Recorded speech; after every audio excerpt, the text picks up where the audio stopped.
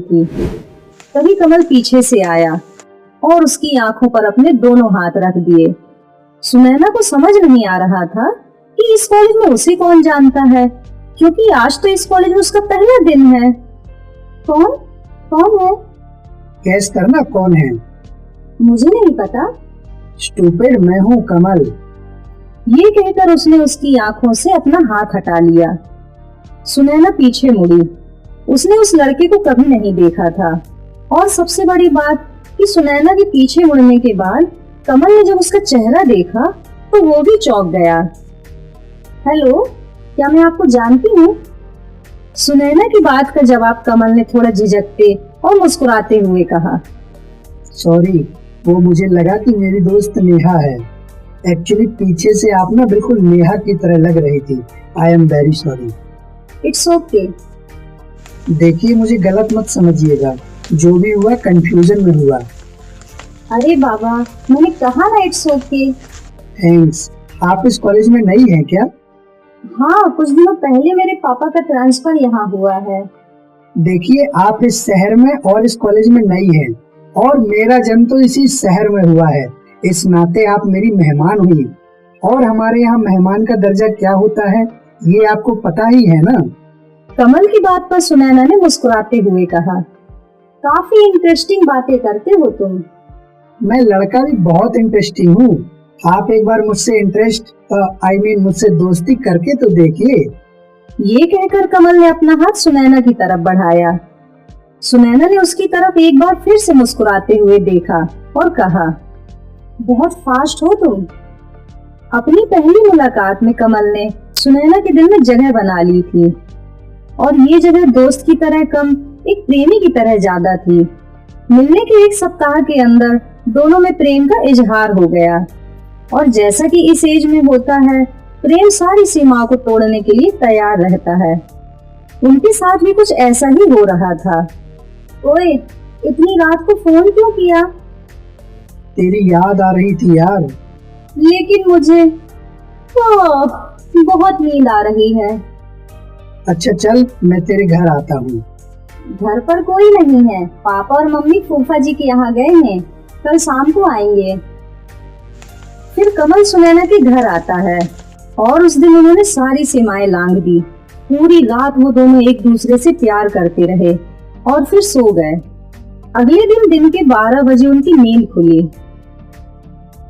रात की बातों को याद कर सुनैना का दिल जोर जोर से धड़कने लगा। यार, सब गड़बड़ हो गई। तूने मुझे रोका क्यों नहीं? अब क्या होगा? अरे कुछ नहीं होगा, चिल कर यार। लेकिन इस घटना के 1 महीने बाद की बात है।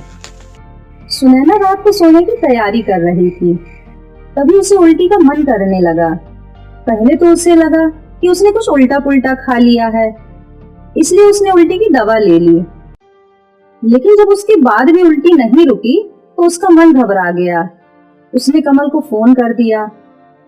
अरे यार, उल्टी का मतलब प्रेग्नेंट होना ही नहीं होता है। तू भी ना बिना बात का लोड ले रही है। लेकिन सुनैना को उल्टी के साथ चक्कर भी आने लगे। उसने घर में प्रेगनेंसी टेस्ट किया और रिजल्ट देखकर उसके हाथ पांव फूलने लगे। उसने कमल को फोन किया। कमल, सब खत्म हो गया, सब खत्म हो गया। मैं किसी को मुंह दिखाने के लायक नहीं रही। ओए, क्या हो गया? I am pregnant. ये बात सुनकर कमल का गला सूख गया। उसे समझ ही नहीं आ रहा था कि वो इस बात पर क्या रिएक्ट करे। मजाक मस्ती में बहुत बड़ा कांड जो हो गया था। सुन ना, मैं तुझसे थोड़ी देर में बात करता हूँ, पापा बुला रहे हैं। लेकिन कमल का थोड़ी देर 1 सप्ताह तक नहीं हुआ। कॉलेज में भी वो सुनैना को इग्नोर करने लगा था। सुनैना उसे कॉल करती तो वो उसका कॉल काट देता।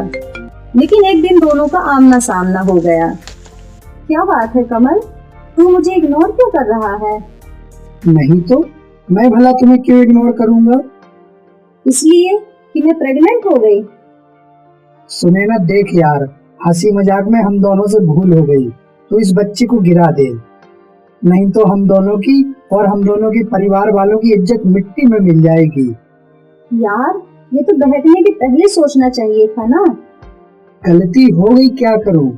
सुनो, मुझे इन सब से मुक्ति दे यार। मैं अभी कॉलेज में हूँ, पूरा करियर पड़ा है मेरा। मैं इन सब चीजों में पढ़ूंगा तो करियर की वाट लग जाएगी। पर तू तो मुझसे प्यार करता था ना, बड़ी बड़ी बातें करता था मेरे साथ, अब उनका क्या हुआ? यार प्यार व्यार अपनी जगह है, लेकिन इस मुसीबत में मुझे नहीं पड़ना। ये कहकर कमल वहां से चला गया। सुनैना की आंखों में पश्चाताप के आंसू थे। कॉलेज के प्यार ने उसे कहीं का नहीं छोड़ा था, लेकिन वो कमल को माफ नहीं कर सकती थी।